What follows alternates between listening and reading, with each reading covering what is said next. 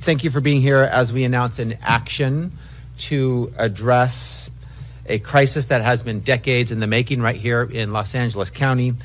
It's a crisis in the Los Angeles County jails that we will not allow to continue. For years, incarcerated individuals have been subjected to inhumane conditions and systemic neglect. Today, following a comprehensive investigation by my office, we're filing a lawsuit against the following people and parties: the Los Angeles County Sheriff's Department, Los Angeles County, Los Angeles Sheriff Robert Luna, and County Correctional Health Services and its director, Dr. Timothy Belovich, for ongoing violations of state and federal law that deprive people in custody of their basic rights. Let me be clear, this is about human dignity, this is about safety, this is about justice for those who are in our care. Los Angeles County operates the largest jail system in the United States, and one of the most problematic, unfortunately, where ongoing failures put countless lives at risk every day. These conditions aren't new. For decades, the county has been aware of the unconstitutional conditions inside its jails.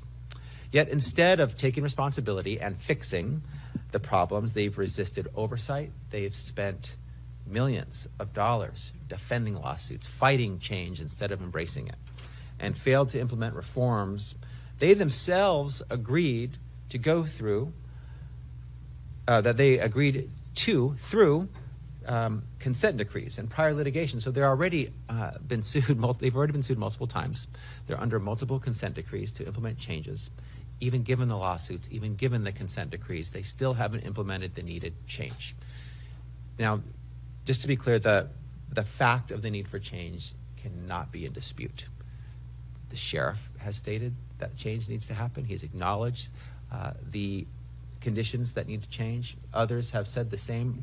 Independent reviews and reporters have indicated that it is essentially a humanitarian crisis inside the LA County jails. Yet we are here today because the LA County Sheriff's Department, instead of making the changes, wants to fight, knowing that they need to make the changes.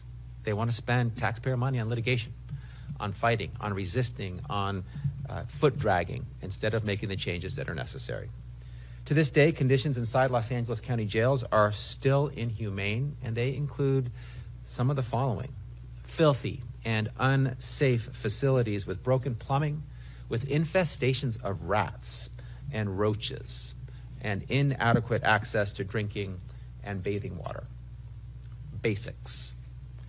They include spoiled, moldy meals, little to no access to basic hygiene supplies, including soap and toilet paper, menstrual products, and unsoiled clothing and bedding. Nearly constant confinement in cells, which contributes to both physical and mental deterioration. And inadequate or delayed medical, dental, and mental health care, leading to preventable injuries, suffering, and, yes, deaths. When we're talking about feces smeared on the walls and medical care denied to those in need, we're talking about a disrespect for the basic dignity of our fellow humans and a violation of their most fundamental constitutional rights. Healthcare failures in these facilities are so severe that one of the county's own oversight bodies has called it, as I mentioned before, a humanitarian crisis. Right here in Los Angeles, in county jails, the Sheriff's Department, the sheriff, LA County know about it, and they're not making the changes. Unacceptable. And most alarming, people are dying. In the last 4 years, there have been more than 206 deaths inside the jails, and more than 40% were caused by preventable circumstances, including suicides, homicides, and overdoses. 85 human beings lost their lives unnecessarily. And these numbers continue to rise. Over the years, county leadership has repeatedly directed the Los Angeles County Sheriff's Department to strengthen narcotics enforcement inside jails and conduct more comprehensive searches of staff and of visitors, yet overdoses and deaths persist. Just this past May, the Board of Supervisors directed Sheriff Luna and Dr. Belovich to investigate the causes behind the rising number of deaths in Los Angeles County jails. But they continue to drag their feet to the detriment of far too many. We can't wait any longer. We need comprehensive reform, and we need it now. And that's what this lawsuit is about. My office has worked collaboratively with other law enforcement agencies, and we've done this across the state to address systemic failures. And we've seen meaningful reform where agencies act in good faith, partner with us, collaborate, work together to accomplish a goal and solve a problem and implement the needed reform. That's the way it should be. Unfortunately, that is not the case here. So we're left with no choice but to sue and seek injunctive and declaratory relief that would require Los Angeles County to do the following: to provide constitutionally adequate medical, dental, and mental health care, protect incarcerated persons from unreasonable risk of harm, maintain safe, humane, and habitable conditions, respect the dignity and the health of incarcerated individuals, ensure health care requests are addressed promptly and fully, provide reasonable accommodations and equal access to services for people with disabilities, and ensure access to language services for those with limited English proficiency. I'd prefer, to be clear, I'd prefer collaboration over litigation. But the county has left us with no choice, so litigation it is. We've seen as recently as last month what happens when law enforcement agencies proactively work with our office to improve. In Torrance, the city and the Torrance Police Department sought an independent review after deeply concerning misconduct among officers. They reached out to us. They knew they had a problem. They were right, and they reached out to us to help solve it. Together, we established a set of enforceable reforms to address our publicly reported findings, and the city agreed to have its implementation of these necessary reforms overseen by an independent monitor to improve accountability, policies, and community trust. That's the way to do it. And we were in this very room not long ago with Torrance's police chief announcing that reform, that path forward, that collaboration to acknowledge problems and confront them and fix them together. That's the way it should be. Where Torrance stepped up, Los Angeles County has stood still. They've refused to meet even the most basic constitutional standards. That's why we also recently had to ask a court to put in place a receivership over Los Angeles County's juvenile halls, because they too, rather than make progress on the needed reform, have stood still, and unacceptable conditions remain there as well. So make no mistake, my office will continue to step in to protect vulnerable populations and ensure meaningful reform when necessary. And it is necessary here in Los Angeles County in the Los Angeles Sheriff's Department. Today's lawsuit is just one example of that commitment and of that promise. We know that reform is achievable when agencies engage in good faith collaboration, but we won't hesitate to go to court when they refuse to act. The Los Angeles County Sheriff's Department has refused to act, and so we are in court. While the Los Angeles County Sheriff's Department made some improvements to its policing practices during the course of our investigation, these have primarily come from the county's compliance with other court orders. And these haven't put an end to the unsafe and unconstitutional conditions that continue to persist in its jail system. So I do want to acknowledge there have been some improvements in some areas, mostly on patrol. And those are important. We acknowledge them. We're grateful for them. That is the right path forward. But there has not been nearly enough progress with respect to the jails and the conditions of confinement, which means that after years of engagement, we're left with no choice but to go to court to make these necessary changes happen. There are still unsafe and unconstitutional conditions that continue to persist in the jail system. That cannot continue. It will change. It must change. Our lawsuit will be the driving impetus to make those changes reality.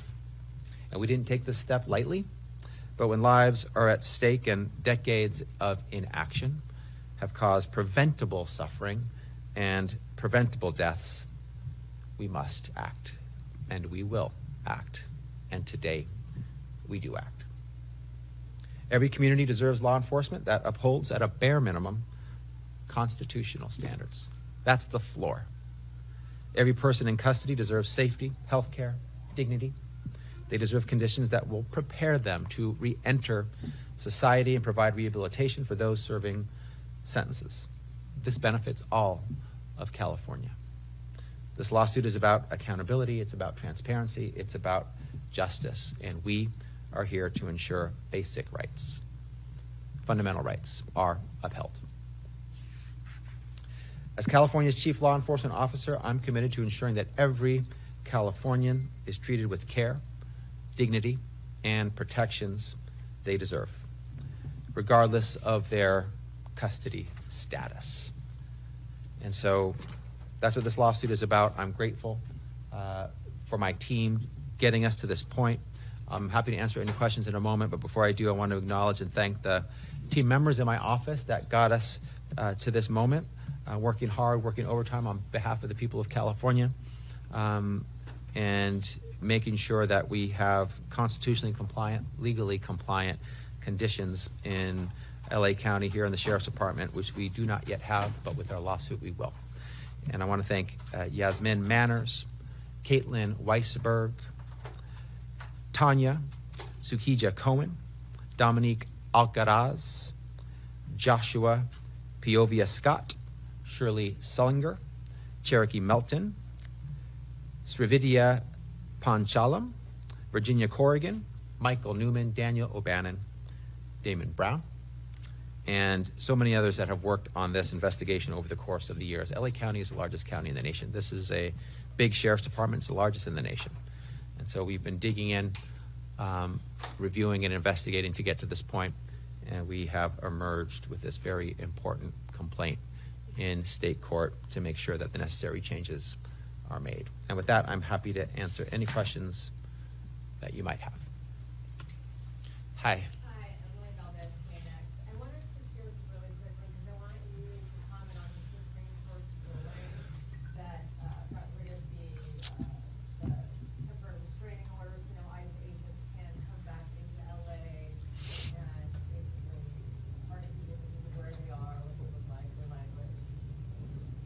Yeah, and would like to and happy to answer any on-topic questions as well, but let me talk about that. I know it's top of mind for so many, including us in the California Department of Justice, who, as you know, we were an amicus in the underlying case here in the Central District of California, in which that the ACLU led, and in which a trial court judge found that it violated the Fourth Amendment for ICE agents, federal immigration officers, to use race, the inability to speak English, location, or perceived occupation, to use those factors in any one of them or in any combination to stop and detain, search, seize Californians. And I agree with that case. I thought it was well written, well supported by the law and the facts. And the federal government, of course, appealed that case, and the Ninth Circuit did not grant the federal government's request for stay. But then they went to the Supreme Court on what's called, the U.S. Supreme Court, on what's called the emergency docket. And today we got word that on the emergency docket, on a 6-3 decision, it appears the U.S. Supreme Court has stayed, provided an emergency stay on this case. And so it's disappointing. And the emergency docket has been used more and more. You often don't know who has voted how, and for what reason. There's no argument. There's no written opinion. There's no statement by judges as to justices regarding where they stand and why they stand where they do. We did get a little glimpse into some thinking with a concurrence by Justice Kavanaugh on the emergency opinion, as well as a dissent by Justice Sotomayor, joined by Justices Kagan and Brown, and so Jackson, excuse me. And so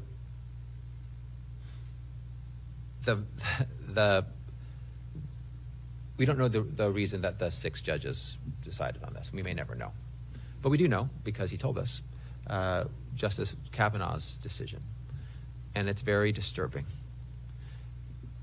And I think Justice Sotomayor sort of captures where it leaves us if you follow Justice Kavanaugh's decision, again, which might not be the majority's rationale.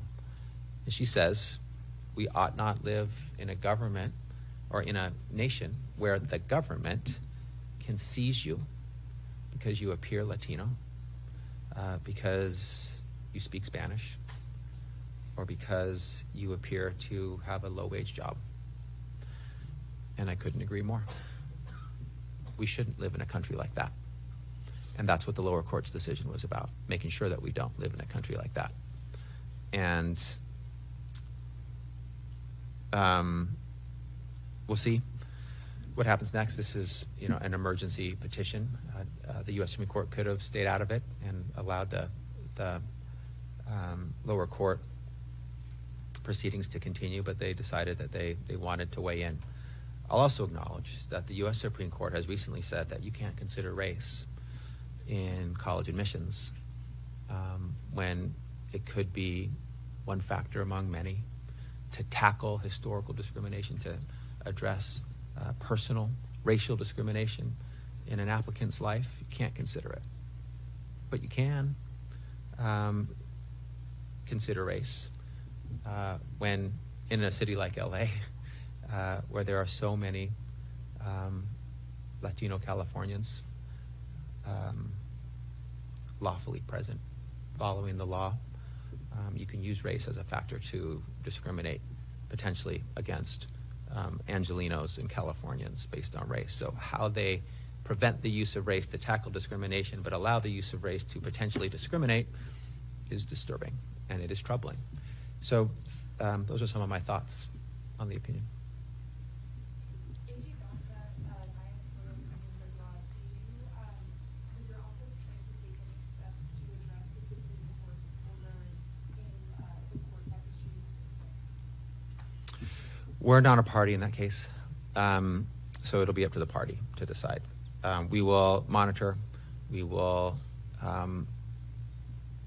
use appropriately our role as an amicus and consider doing that again should there be a response to the stay. But of course, the U.S. Supreme Court is the highest court in the land, and so their decision is it's an emergency stay while the proceedings continue. It's not a final decision in the case, an ultimate decision in the case. There's more of the case to continue. But we will observe what the parties to the litigation decide to do in court, and should we have a role that we think is helpful and appropriate as an amicus, we will consider that, certainly. Thank you. Were you surprised by that ruling or not? Surprise these days is pretty relative. Disappointed. I think the rationale articulated by Justice Kavanaugh is dangerous and wrong, but he's a Supreme Court justice and I'm not. And I don't know if he represents the majority of the court on this issue, but he really went out of his way and wanted to make sure people knew his thinking, and so we know it, and it's dangerous. And obviously, as I've said before, I continue to have a strong belief in and a commitment to the rule of law. It's non-negotiable for me and for us here at the California DOJ. We'll uplift it and defend it. We follow court orders. And this wouldn't be the first time that in a case that we had or any party had, you've won below at the trial level, you've won at the intermediate appellate level, and maybe you don't get the answer that you want at the Supreme Court level. But we follow court orders because that's the appropriate thing to do in the United States of America. We're not talking about impeaching any justices or calling anyone a so-called judge or questioning the court's ability to opine. It is their role. They have taken a role. We will respect it. But it's disappointing. I wouldn't say surprised, but I will certainly say disappointed.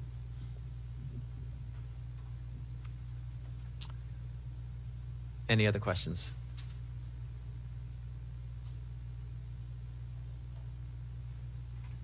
All right. Thank you for joining today.